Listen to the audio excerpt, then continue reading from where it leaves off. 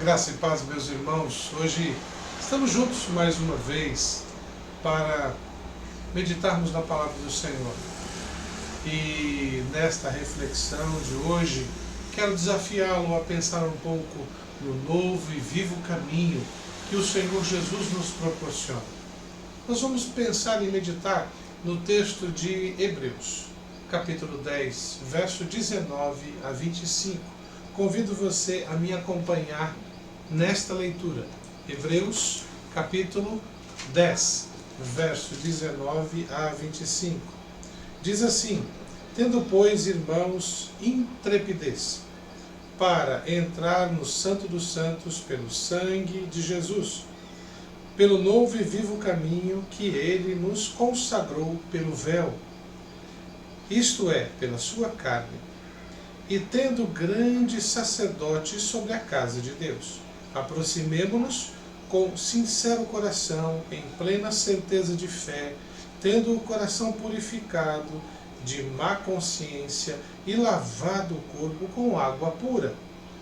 Guardemos firme a confissão da esperança, sem vacilar, pois quem fez a promessa é fiel. Consideremo-nos também uns aos outros para nos estimularmos ao amor e às boas obras. Não deixemos de congregar-nos, como é costume de alguns antes, façamos admoestações, e tanto mais quanto vedes que o dia se aproxima. Esse é o texto de Hebreus, capítulo 10, verso 19 ao verso 25. Quando lemos este texto, estamos encontrando uma orientação, uma exortação aos crentes para que vejam e entendam o privilégio que nós e eles experimentam. É muito importante compreendermos, principalmente no tempo em que estamos vivendo, assim como aconteceu àqueles que ouviram da palavra e entenderam de que nós somos privilegiados.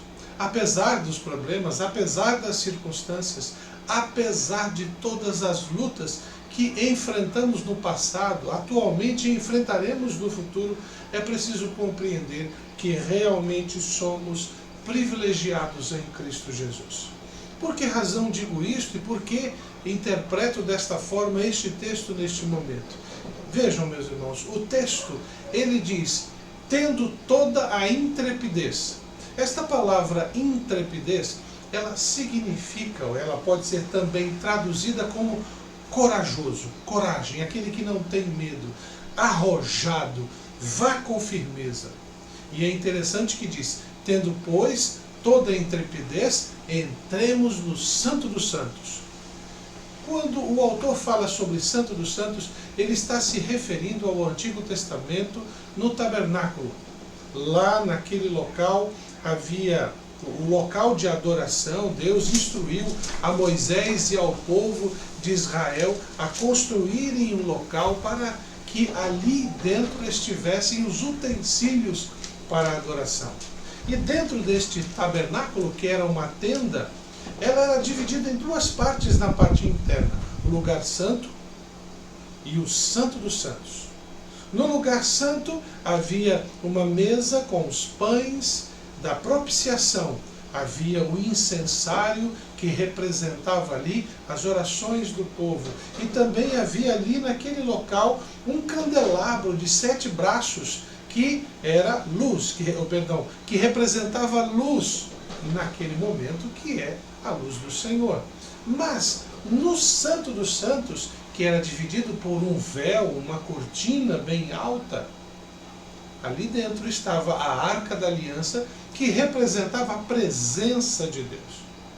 Quando o autor de Hebreus fala aos cristãos, centenas de anos depois, séculos depois, ele está exatamente fazendo com que aqueles irmãos lembrem-se dos nossos antepassados, em que havia, para poder chegar até Deus, era necessário fazer todo um ritual, e ainda assim não se podia ultrapassar um determinado local, porque ali era um lugar santíssimo. se alguém tentasse passar por ali sem ser autorizado, morreria. Não porque as pessoas matariam, mas porque Deus tiraria a vida daquela pessoa. Aquele lugar era santíssimo. O sacerdote, o sumo sacerdote Arão e todos os sumos sacerdotes posteriores só poderiam entrar ali uma vez no ano. E isso somente depois de fazer todo um ritual de purificação.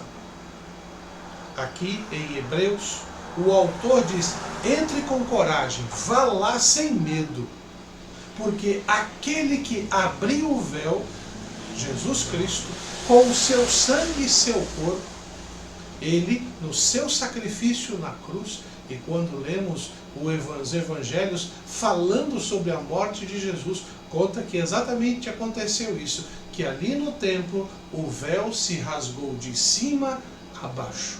Ele não se rasgou de baixo para cima, e é importante a gente destacar isso, porque duas pessoas, ou até uma, poderiam cortar a ponta do véu e ir rasgando de baixo a cima. Não. O texto bíblico fala que foi testemunhado que o véu se rasgou de cima para baixo, indicando claramente de que agora, por meio do sangue de Jesus vertido na cruz, através do seu sacrifício corporal, porque o sacrifício no corpo, na carne, porque no Antigo Testamento, para poder entrar na presença de Deus, era necessário derramar sangue de animal, de um determinado animal, e também partir aquela carne para ela ser consumida no altar.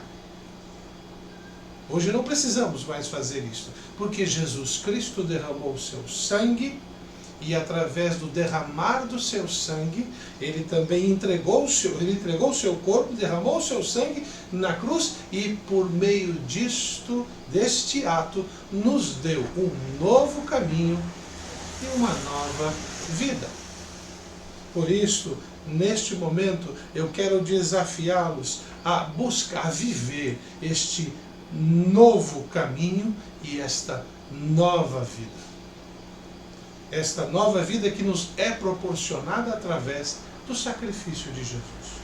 E para somar ainda este privilégio que nós temos, nós encontramos no verso 20 dizendo o seguinte: pelo novo e vivo caminho que ele nos consagrou pelo véu, isso é, pela sua carne, e tendo grande sacerdote sobre a casa de Deus.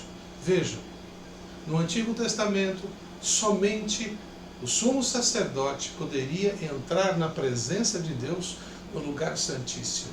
Hoje, nós temos livre acesso, e o autor do texto diz: entre com intrepidez, com coragem, vá à presença de Deus, o busque, porque você tem, nós temos, todo aquele que crê tem, todo aquele que crê em Jesus tem um grande sumo sacerdote intercedendo por nós. O Senhor Jesus afirmou no Evangelho de João que estava indo ao Pai e enviaria o Espírito Santo. O Espírito Santo traria conforto a nós, porque Jesus estaria intercedendo por nós ali perante o Pai. Ele é o nosso maior advogado. Portanto, somos privilegiados, mesmo diante de todos os conflitos e dificuldades. Talvez alguém diga: mas pastor, o texto bíblico não está falando, por exemplo, dessas doenças que estão aparecendo. Não, mas naquela época em que o autor escreve este texto, os cristãos estavam sendo perseguidos. Todo homem e mulher que cria em Cristo Jesus como Salvador era perseguido, perdia seus direitos sociais, políticos, de relacionamento, suas propriedades. Não podiam prestar culto em lugar nenhum. Não era apenas uma restrição de horário, de dias. Não podia adorar a Deus, porque senão poderia morrer. É isso que acontecia naquela época. Hoje nós estamos passando por uma experiência não tão igual, mas que nos causa alguns desconfortos. Mas não se esqueça, o mesmo privilégio que o autor escreve aos seus conterrâneos no passado, a nós é dado. E precisamos viver esta certeza em todo tempo e em toda circunstância. É por esta razão que o autor, ao fazer estas afirmações, dizendo: você é privilegiado, você é abençoado, você tem recebido da graça, você tem a oportunidade de acessar a presença de Deus sem temor. Mas aí tem um ponto que você não pode esquecer. Todo homem e mulher que vive esta realidade de ter este acesso, esse privilégio, precisa ter atitudes muito específicas para fortalecer ainda mais esta posição perante Deus. É por esta razão que o autor, no verso 22 do capítulo 10, nos faz 4 exortações bem simples, mas objetivas e necessárias à nossa prática. Em primeiro lugar, e é aqui que eu quero deixar este destaque: se você quer viver o novo e vivo caminho chamado Jesus Cristo, em primeiro lugar, aproxime-se de Deus com sincero coração e plena certeza de fé, tendo o coração purificado de má consciência e lavado o corpo em água pura. Olha que coisa, mas como é que eu faço isso? O que o autor está pedindo para mim, dizendo que eu tenho que praticar? Essa tem que ser a minha prática de vida. Em primeiro lugar, se quero me aproximar de Deus, em nome de Jesus, tenho que fazer com sinceridade de coração. Você não pode se aproximar de Deus duvidando. Tiago diz que Deus não valoriza, no seu capítulo 1, aquele que duvida de que Deus é poderoso para fazer o que é necessário em sua vida. Aquele que duvida, que é inconstante, levado por todo o vento de doutrina, homem inconstante que é, Deus não se agrada disto. Portanto, se você vai na direção de Deus, se você quer ter comunhão com Ele, se você quer viver um relacionamento com Ele, seja sincero diante dele, sincero de coração. Não é apenas um ato, um comportamento, como muitos faziam, por exemplo, no Antigo Testamento. Levavam seu sacrifício, o animal morria, ele ia embora e continuava a viver a sua vida do jeito que ele queria. Não, assim não. Deus não nos tem chamado para isso. Na verdade, Deus nos tem chamado para estabelecer uma relação de comunhão real com Ele. Uma relação vivencial, total, plena. Por esta razão, você e eu precisamos a cada momento, a cada instante, vivenciar esta realidade. Sermos sinceros de coração na presença do nosso Deus. Em segundo lugar, dentro desta ideia de se aproximarem, e não é o segundo ponto da mensagem, mas dentro desse primeiro ato de me aproximar, eu preciso também ter plena certeza de fé. Sabemos em Hebreus que sem fé é impossível agradar a Deus. Quando nós nos aproximamos de Deus, a sinceridade de coração e plena certeza de fé é essencial. Tendo o coração purificado, veja, quando você entrega a sua vida a Jesus Cristo, Ele pelo seu sangue nos purifica de todo o pecado e também de toda a injustiça.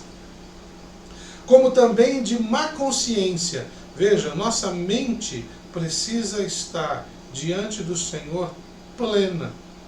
Portanto, se eu vou me aproximar de Deus, são ações muito claras e muito objetivas, onde você, eu, estamos completos na presença de Deus.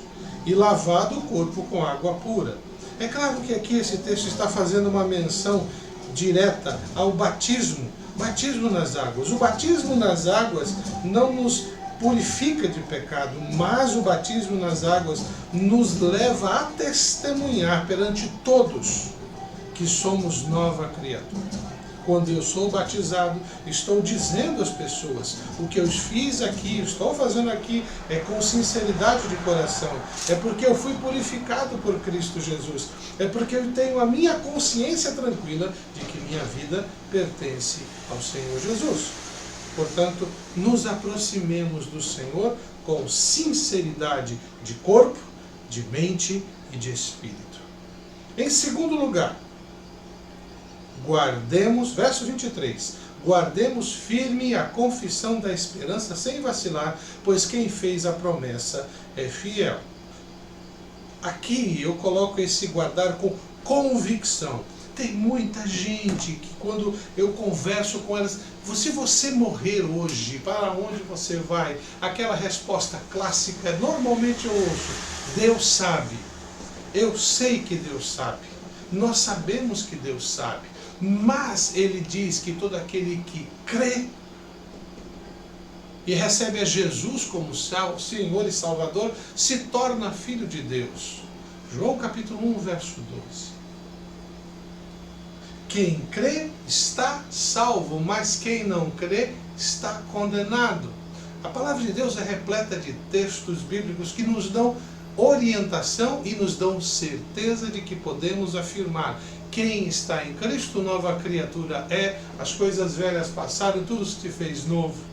Isso nos dá a certeza de que eu vou morar com o meu Senhor. E quando o meu Senhor vier, eu vou me encontrar com Ele. Guardamos a esperança, guardamos a certeza de fé. É muito importante que você e eu tenhamos convicção, certeza da nossa fé. Não podemos titubear. As pessoas estão aí fora cansadas de mensagens que não dão certeza nenhuma. Mas você e eu, por causa do privilégio que temos em Cristo Jesus, podemos ter, ser e demonstrar a nossa certeza, a nossa convicção. Portanto, guarde esta certeza em sua mente e em seu coração e mostre-a a todos que estão à sua volta. Em terceiro lugar, o verso 24 diz assim: consideremo-nos também uns aos outros para nos estimularmos ao amor e às boas obras. Meus irmãos, nós precisamos em nossos atos, em nossas ações, nesta busca da presença de Deus, valorizar o meu irmão. E não somente o meu irmão, o texto bíblico, ele consideremo-nos também uns aos outros para nos estimularmos ao amor e às boas obras. Muitas vezes olhamos para uma pessoa e achamos que ela não é capaz, não pode fazer. Não, na verdade, Deus tem nos chamado a estar ao lado do outro e levantando para que ele possa caminhar na direção desse lugar chamado Santo dos Santos ou na presença de Deus. Por isso precisamos nos estimular, nos valorizar, dizer: meu irmão, levante-se, vamos juntos, eu vou contigo. Você não está só. Não tema. Você errou. Arrependa-se. Estou ao teu lado. A palavra de Deus nos ensina que se o Senhor Jesus, mesmo se vires o teu irmão pecar, vai até ele e repreenda-o.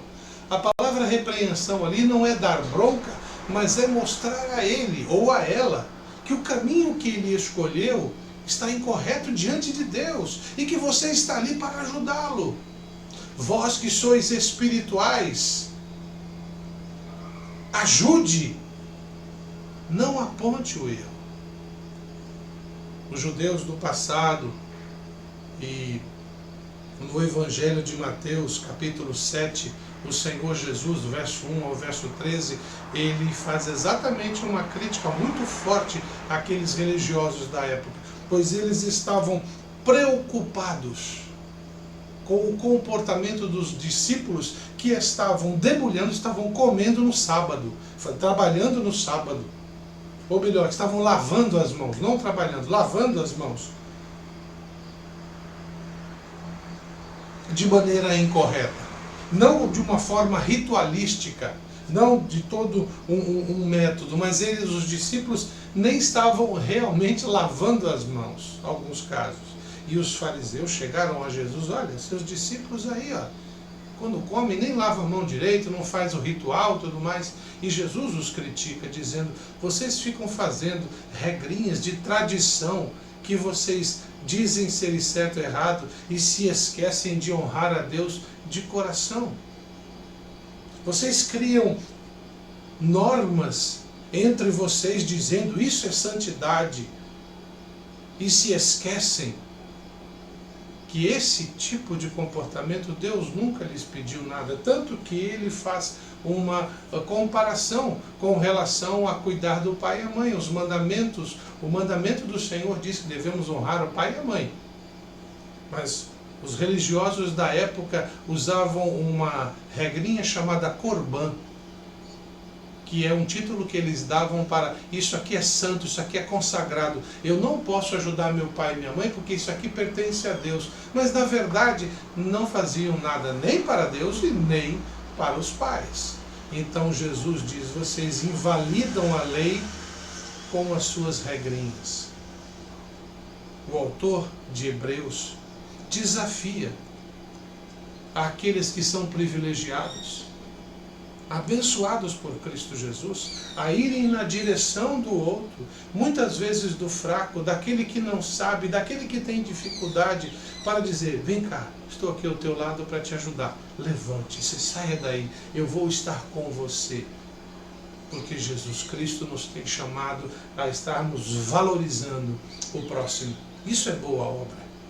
Não é fazer para receber o mérito, mas é fazer porque Jesus Cristo fez por nós. Ele já nos dá um novo e vivo caminho. Quarta, última atitude que o Senhor nos mostra é no verso 25. Não deixemos de congregar-nos como é costume de alguns, antes façamos admoestações, tanto mais que vedes que o dia se aproxima. Hoje nós estamos vivendo um tempo muito difícil, porque não podemos nos reunir fisicamente, ou devemos nos reunir de forma limitada. Alguns estão simplesmente usando este momento para não terem comunhão alguma. Não se esforçam nem para participar dos cultos online. E não entendem que este tempo está acontecendo neste momento para podermos ainda mais, na nossa intimidade, estabelecermos uma comunhão com o Senhor. Amados, eu não estou vendo esta época, e eu posso dizer, sem medo de errar nisso, esta época para mim não é crise. Nunca foi. E posso dizer isso sem medo de errar, porque passei por um momento difícil. Em nenhum momento duvidei que este tempo é o tempo da oportunidade e da preparação. Porque os eventos que estão acontecendo no mundo só mostram que o dia de Cristo está se aproximando. Portanto, não deixemos de congregar. Mesmo que seja online. Ah, pastor, eu não consigo mexer nesses negócios eletrônicos. Peça ajuda. Por isso que o texto anterior diz, vamos nos ajudar. Peça ajuda. Vamos aprender juntos. Porque quando pudermos nos reunir fisicamente, presencialmente, já estaremos nos amando muito mais e profundamente.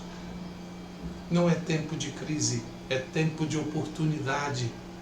É tempo de me juntar com minha família dentro de casa e com ela ler a palavra. É tempo de, por exemplo, nós temos um manancial que você pode adquirir na secretaria da igreja e usar o manancial como leitura diária junto com a família. Ali você tem o texto bíblico, ali você tem uma meditação, ali você tem um hino para cantar e motivos para orar. Você tem a palavra de Deus que lhe dá condições para isso. Portanto, meus irmãos, não deixemos de congregar-nos, mesmo à distância. Aproveite este tempo, este caminho novo e vivo que nos é dado por Cristo Jesus, através do seu sacrifício, nos é dado para que o pratiquemos no nosso dia a dia. Por esta razão, devemos sim nos aproximar com sinceridade diante do Senhor. Nós temos que ir na direção do nosso Deus, porque Ele já veio em nossa direção. Nós precisamos guardar a certeza da fé, convicção. As pessoas precisam ver que nós estamos firmados, não há dúvida nenhuma, mesmo que as coisas não aconteçam do jeito que desejamos. Nós precisamos considerar, valorizar uns aos outros, através de palavras, de gestos, de orações, de atitudes reais. E nós devemos nos manter juntos, evitando fugir da comunhão. Não devemos abandonar a comunhão, como é costume de alguns. Alguns estão usando esse tempo para abandonar isto. É muito triste mesmo, porque o tempo está acabando. E as nossas convicções precisam, as nossas compreensões da palavra de Deus precisam ser praticadas de maneira muito clara. Não use o distanciamento como justificativa para não agir de acordo com aquilo que Deus lhe tem ensinado. Na verdade, este é o momento em que Deus está te desafiando a mostrar para as pessoas que você é de Jesus, não porque vai no templo, mas porque Deus está presente na sua vida e você é templo de Deus. É por esta razão que nós vivemos um caminho novo e uma vida nova. Não porque nós escolhemos, mas porque Jesus decidiu morar na sua vida. Ponha isso em prática. Compartilhe esta verdade com os outros. Estimule-os. E você verá que o dia do Senhor estará mais próximo ainda de sua vida do que você imagina. Que Deus possa abençoar a sua vida, sustentar o seu coração nesta semana, no dia a dia, e que juntos possamos servir ao Senhor e juntos entrar na presença do nosso Deus com toda a coragem, porque nós sabemos que temos um grande sacerdote falando em nosso nome. Vamos orar? Querido Deus, muito obrigado por esta oportunidade de compartilhar a Tua palavra com o Teu rebanho. Que cada um de nós, nesse novo e vivo caminho, possa testemunhar de maneira viva estes privilégios que o Senhor nos tem dado. Ajuda-nos, ó Pai, a estarmos diante do Senhor sempre com certeza de fé. Que possamos guardar a Tua verdade como algo inabalável em nossas ações, valorizando a comunhão com os meus irmãos e com aqueles que estão à nossa volta, para que possamos dar um testemunho vivo de comunhão como o Teu corpo em Cristo. Peço a Tua bênção, a Tua proteção sobre todos e a Tua graça sobre cada um que participa comigo deste momento do culto, como também aqueles que, por razões que Tu conheces, não estão presentes. Ajuda-nos a viver este privilégio chamado Jesus Cristo. É no nome dele que eu oro e agradeço. Amém. Que a paz e a graça de nosso Senhor Jesus esteja com todos e até o próximo culto.